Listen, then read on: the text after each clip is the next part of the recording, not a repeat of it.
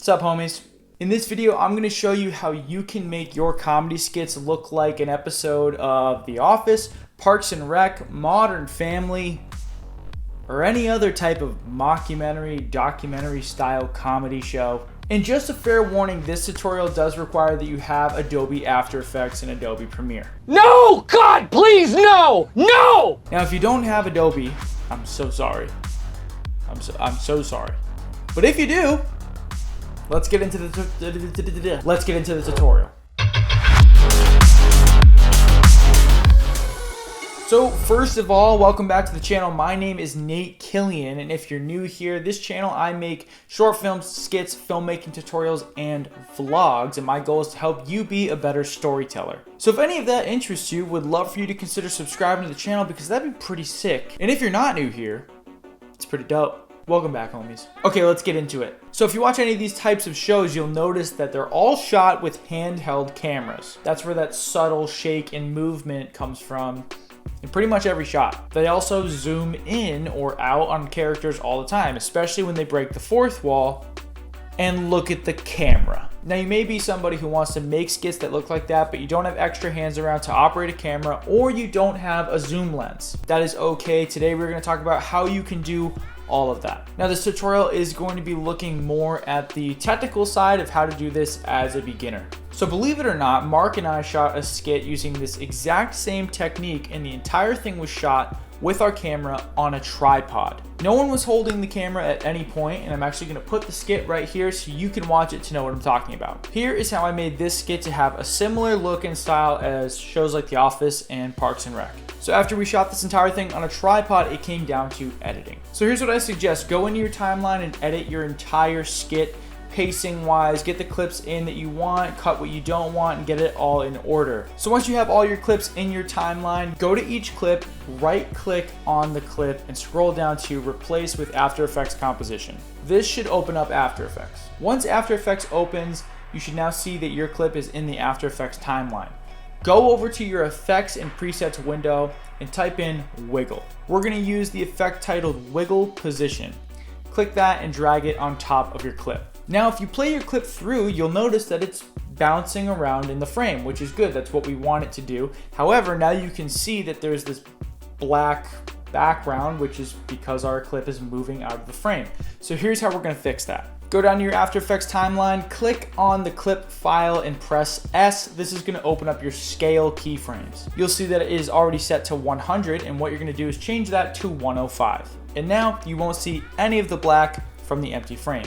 Of course, you can obviously change this to be more than 105 if you desire. Now, the effect itself you can change by adjusting the wiggle amount and wiggle speed. Dude, wiggle is such a weird word. I've said it so many times. If you increase the speed, it's going to wiggle faster. If you increase the amount, it's going to wiggle further in frame. I personally leave it at 1/50, which is the preset amount that it comes with. I just personally have found in my own experience that this looks the most like how we want it to look. Now, one other small change I will make is I will turn on blur in After Effects for my clip. It just makes it look a little more realistic, especially when we start zooming in and out on our clips. So there you go. Now you have the handheld look. Now we're going to move on to our zooming in and out, and all you need to do is adjust your scale keyframes. Quick pro tip!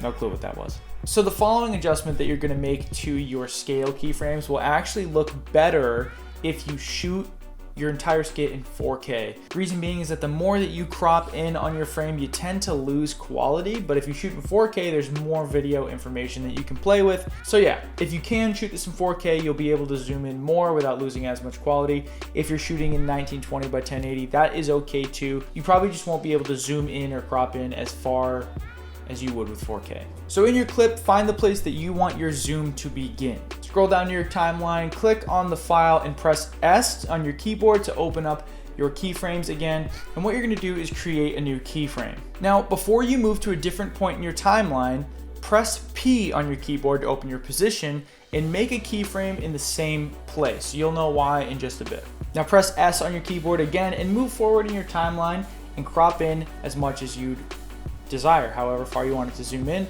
and create another keyframe. The more spread apart your keyframes are, the slower the zoom in or out will be. The closer together, the faster.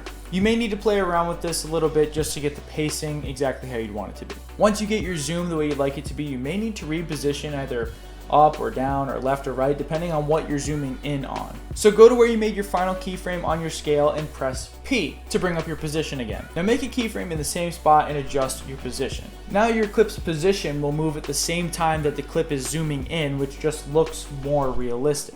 Now you may not even need to adjust the position for every clip, which is totally fine, and in that case you don't have to worry about adjusting the keyframes for your positions. Last little thing that I do to each clip is that I will highlight all my keyframes from my scale and my position keyframes. I right click them, I scroll down to Keyframe Assistant, and I click Easy Ease. This just makes the zoom ins or zoom outs and any changes you made in your position come to a cleaner stop rather than such an abrupt one. So that's pretty much it. The rest is going to come down to you in terms of pacing, when you want your camera to zoom in or out, when you want your characters to look at the camera, how much wiggle, how much handheld you want your camera to look, how fast or dramatic your quote-unquote camera movements should be. And just by watching these shows, you can get a good feel for how to pace your skit and how to incorporate these elements. So that is the tutorial. If you liked this video or you found it helpful, give it a like, because believe it or not, it actually helps me and the channel a ton when you do that. And if you haven't already, would love for you to consider subscribing to the channel because they're pretty dope. My name's Nate Killian. Thanks for watching this video. Keep telling stories, and I'll see you in the next video.